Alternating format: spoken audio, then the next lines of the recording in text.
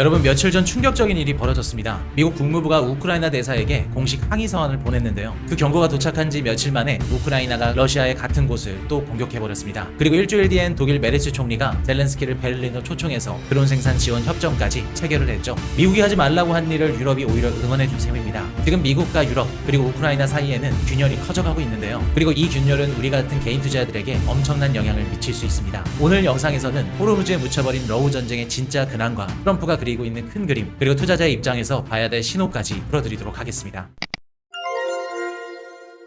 먼저 4월 6일 밤에 일어난 사건부터 보고 갈게요. 이날 우크라이나가 드론 50여 대를 동원해서 러시아 흑해 연안의 노보로시스크 항구를 대규모로 공격을 했습니다. 노보로시스크라는 항구는 단순한 러시아 석유 수출 거점이 아닙니다. 여기에 두 개의 핵심 터미널이 있는데요. 하나는 세스카리스 터미널이라고 러시아 국영 파이프라인 기업이 운영하고 있는 러시아 최대 규모 석유 시설 중에 하나입니다. 또 하나는 CPC 터미널인데요. 그냥 카자흐스탄에서 생산된 석유의 약 80%가 빠져나가는 통로라고 이해하시면 되겠습니다. 그러니까 이 항구 한 곳을 봉쇄하면 러시아 석유뿐만 아니라 카자흐스탄 석유까지 동시에 막힌다는 거죠. 여러분, 카자흐스탄이 어떤 나라냐면 하루 약 200만 배럴을 꾸준히 생산해온 오펙 플러스의 바로 아래 단계의 견실한 중견 산유국입니다. 우크라이나는 이런 나라를 미국 국무부의 공격 중지 서한을 무시하면서까지 또 공격을 감행한 거죠. 그런데 미국은 왜 공격 중지 서한을 보냈을까요? CPC 터미널은 미국 쉐브론, 엑선모빌과 같은 회사들이 카자흐스탄 측과 함께 지분을 갖고 있는 시설입니다. 실제로 공격받은 유조선 중에 한 척은 쉐브론이 임대한 배였죠. 미국 입장에선 자기네 회사 자산이 직격탄을 맞은 겁니다. 여기에 호르무즈 유가 불안이 가라앉지 않은 상황에서 글로벌 석유 공급량의 약 1.5%를 처리하는 이 항구까지 흔들리게 되면 유가가 직접적인 충격이 오게 되겠죠. 지금 이런 상황인데 거기다 독일이 우크라이나에게 드론 협정까지 체결해 준 겁니다. 미국은 공격하지 말라고 공식 서한을 우크라이나에 보냈는데 유럽은 오히려 공격하라고 무기를 지원해 준 상황인 거죠. 사실 이번 사건은 갑자기 터진 게 아닙니다. 지난 1년 동안 균열이 차곡차곡 쌓이다가 표면화된 결과인데요. 시간순으로 한번 정리를 해드릴게요. 2025년도 2월 미국과 우크라이나의 양국 정상이 백악관에서 광물 협정 체결을 위해 만났습니다. 근데 이 회담이 공개적으로 고성이 오가는 충돌로 끝나면서 결렬이 됐죠. 같은 달에 트럼프는 우크라이나가 전쟁을 일으켰다는 발언까지도 했습니다. 그리고 그 직후 트럼프와 푸틴이 직접 통화로 양국 관계 리셋에 합의를 했고요. 일주일 뒤에는 사우디아라비아에서 미러 양자 회담이 열렸는데 그 자리에 우크라이나 그리고 유럽까지 빠져 있었습니다. 무려 3년 만에 직접 회담이 정작 전쟁 당사자 없이 진행이 됐었던 거죠. 젤렌스키는 우크라이나 없이 합의된 건 받아들일 수 없다라고 강하게 반발했습니다. 여기서 한 단계 더 나아간 게 2025년도 3월인데요. 미국이 평화 프로세스에 대한 약속이 부족하다는 이유로 우크라이나에 대한 군사 지원과 정보 공유를 일시 중단했습니다. 이게 굉장히 상징적인 사건이었는데요. 그동안 우크라이나가 버텨왔던 가장 큰 힘이 미국의 정보 공유와 무기 지원이었거든요. 근데 그걸 며칠이라도 끊을 수 있다는 걸 미국이 실제로 보여준 순간이었죠. 최근 몇 주간은 압박이 더 노골적입니다. 미국이 우크라이나에게 영토 약 5분의 1을 러시아에게 넘기라고 압박하고 있습니다. 나토 기업은 비현실적이라면서 어려운 결정을 할 준비가 되어 있어야 된다 라는 입장도 공식적으로 밝혀왔죠. 우크라이나 입장에선 영토 5분의 1을 포기하라는 건 사실상 항복하라는 얘기에 가깝습니다. 이 흐름 속에서 4월 6일 노보로시스크 공격이 나온 거죠. 트럼프 정부가 나토와 유럽이 호르무즈 사태에서 미국을 도와주지 않았다고 압박하던 상황에서 우크라이나가 그걸 간접적으로 반격한 겁니다. 우리를 압박하면 미국 자산도 건드릴 수 있고 국제효과를 높일 수 있다라는 메시지를 던진 셈이죠. 근데 우크라이나가 이렇게 강하게 나갈 수 있는 배경에는 전쟁 양상 자체에 거대한 변화가 있습니다. 지금 러우 전쟁이 인류 전쟁사를 다시 쓰고 있다는 거 혹시 알고 계셨나요? 바로 드론 때문인데요. 가격이 저렴한 건 5만 원 정도 하는 드론 한 대가 60억 원짜리 전차를 파괴하는 상황이 일상이 됐습니다. 비용 대비 효과가 약 100대 1 수준인데요. 드론의 등장으로 전장에서 은폐 자체가 거의 불가능해졌고요. 고종 장갑차나 포병 같은 전통적인 중장비의 생존성이 급락했습니다. 또한 드론이 만들어내는 킬존이 보병의 전진을 어렵게 만들면서 전통적인 선형 전선 자체도 사라졌죠. 후방도 더 이상 안전하지 않습니다. 노보로시스크 사태처럼 깊숙한 곳까지 장거리 드론으로 타격이 들어가는 시대죠. 초반에는 우크라이나가 드론 활용에 앞섰습니다. 근데 지금은 러시아도 빠르게 따라잡고 있죠. 러시아는 지금 월 10만 개 이상의 FPV 드론을 생산하고 있어요. 이란제 샤헤드 드론을 복제해서 자국 생산까지 시작을 했고요. 드론을 잡는 드론, 그러니까 드론 킬러 드론까지 개발해서 드론 도그파이트 시대가 열렸습니다. 값싼 드론으로 적의 방공 체계를 다 소진시킨 다음 비싼 탄도미사일로 결정탄을 날리는 전술이 이제는 표준이 됐습니다. 근데 여러분, 드론에는 결정적인 한계가 있습니다. 대규모 기동을 저지할 수는 있어도 병력 자체를 완전히 대체하지는 못합니다. 결국 전쟁은 맷집 싸움이라는 본질이 변하지 않습니다. 드론을 얼마나 오래 만들 수 있느냐, 방공망을 얼마나 유지할 수 수 있느냐, 그리고 전자전 장비를 계속 공급할 수 있느냐, 이렇게 누가 더 오래 버티느냐가 협상력을 좌우하는 게임이 된 겁니다. 드론으로 인명 손실은 줄였지만 사실 우크라이나는 장기적으로는 더 버티기 힘든 상황입니다. 우크라이나의 2026년도 국방 예산이 약 1200억 달러로 추산되는데요. 그중 절반인 600억 달러를 외부 자원에 의존해야 되는 상황입니다. 드론으로 일선 인명 손실은 줄였지만 진짜 결정적인 무기들은 여전히 미국 의존이 절대적입니다. 항공망, 특히 패트리어트 미사일, 정밀 유도 무기, 그리고 위성 정보, 이 세 가지는 미국 외에 대체자가 거의 없습니다. 유럽이 누적 지원액에서 미국을 추월했다는 보도가 있기는 합니다. 근데 이게 유럽이 잘하고 있어서가 아니에요. 미국이 거의 손을 놓았기 때문에 상대적으로 그렇게 보이는 거죠. 독일도 프랑스도 자국 재정 압박이 심한 상태입니다. 결국 미국이 본격적으로 손을 놓는 순간 우크라이나가 받을 충격은 막대할 겁니다. 드론으로 일정 수준 버틸 수는 있지만 미국의 무기 지원과 경제 원조가 끊기면 장기전에선 결국 무너질 수밖에 없는 구조라는 뜻이죠. 그리고 지금 트럼프가 그 카드를 손에 쥐고 있고요. 자, 여기서부터가 오늘 영상의 진짜 핵심입니다. 트럼프가 지금 전략적으로 구성하고 있는 걸 보면 26년도 시장에 어떤 시나리오가 나올지 예상을 할 수 있는데요. 트럼프 입장에서 가장 큰 고민이 뭘까요? 바로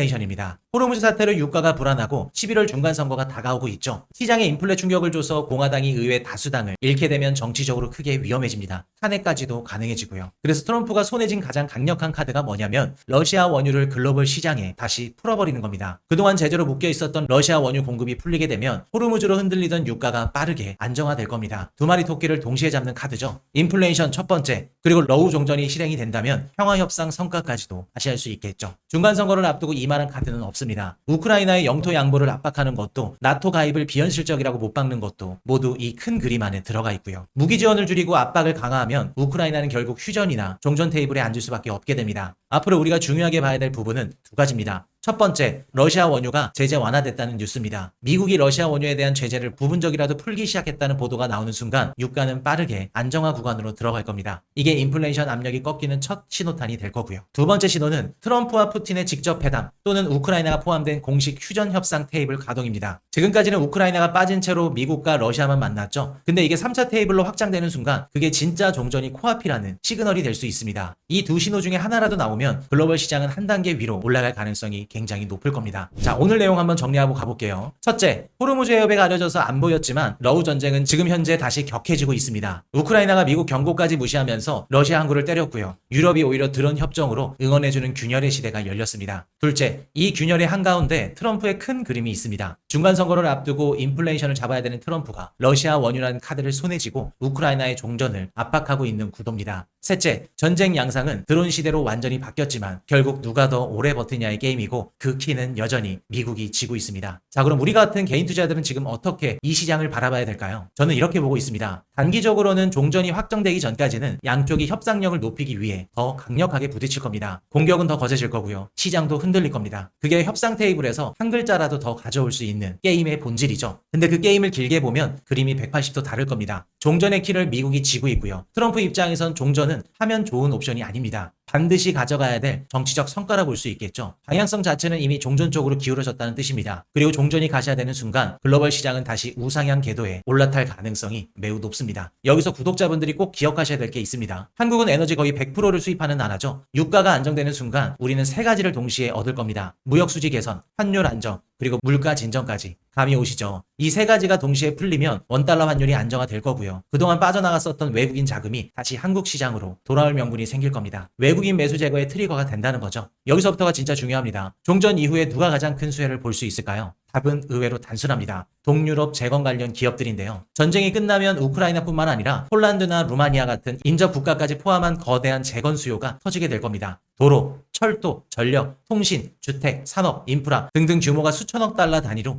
추산이 됩니다. 근데 여러분 이거 알고 계셨나요? 월가는 이미 움직였습니다. 미국의 큰손들, 대형 자산운용사와 사모펀드들은 이미 러우 종전 시나리오를 미리 깔아놓고 동유럽 재건 관련 기업들의 지분을 조용히 인수 중에 있습니다. 언론에는 크게 보도되지 않았을 뿐이고요. 뉴스가 터지기 전에 이미 자리를 잡고 있었던 거죠. 돈 냄새를 미리 맡았다는 겁니다. 월가가 먼저 움직였다는 건 그쪽에서 보는 큰 그림이 분명히 있다는 뜻입니다. 그러니까 우리도 지금부터 동유럽 재건 테마와 관련된 기업들을 유심히 들여다봐야 됩니다. 여기서 역사를 한번 되돌아볼 필요가 있어요. 1991년도 걸프전을 떠올려 볼까요? 전쟁 직전이 가장 시끄러웠고요. 시장은 공포에 휩싸였습니다. 근데 종전 신호가 나오는 순간 글로벌 증시는 강력하게 우상향을 했죠. 2003년도 이라크 때도 똑같았습니다. 전쟁 개시 직전에 바닥을 찍고요. 종전 국면으로 넘어가면서 시장은 강력 강력한 랠리를 만들어냈죠. 전쟁은 늘 그랬습니다. 가장 시끄러울 때 사람들은 도망쳤고요. 점점 조용해지기 시작할 때 투자자들은 다시 돌아왔죠. 근데 그땐 이미 좋은 자리는 다 채워진 다음입니다. 그래서 저는 이렇게 정리하고 싶습니다. 지금은 풀매수로 뛰어들 자리가 아닙니다. 하지만 시장을 떠나서도 안 되는 자리고요. 지금은 현금을 준비하고 신호를 기다리는 단계로 볼 수 있습니다. 단기 변동성에 휩쓸려서 시장 자체를 떠나는 게 사실 가장 큰 리스크라 볼 수 있습니다. 공포의 매물이 쏟아질 때 그게 진짜 여러분들이 자리를 잡을 타이밍입니다. 물론 협상이 결렬될 가능성도 있고요. 종전이 예상보다 훨씬 더 늦어질 가능성도 분명히 있습니다. 오늘 말씀드린 내용이 전부 사야 된다, 지금이라도 매수해야 된다 라는 뜻은 절대 아닙니다. 각자 사정이 다르고 자산 비중도 다를 겁니다. 다만 큰 그림과 방향성은 분명히 봐두셔야 된다는 겁니다. 시장은 미리 보고 준비한 사람들에게만 좋은 자리를 내줍니다. 뉴스가 나온 다음에 움직이면 이미 늦은 거고요. 여러분은 어떻게 보시나요? 러우 종전 시점이 언제쯤 기사화될 거라고 보시나요? 그리고 동유럽 재건과 관련해서 평소에 여러분들이 눈여겨보셨던 분야나 혹은 기업들이 있다면 댓글로 남겨주세요. 여러분들의 인사이트가 다른 시청자분들에게도 큰 도움이 될 겁니다. 오늘도 영상이 도움이 되셨다면 구독과 좋아요 꾹 눌러주시고요. 지금까지 코슈경제 채널이었습니다.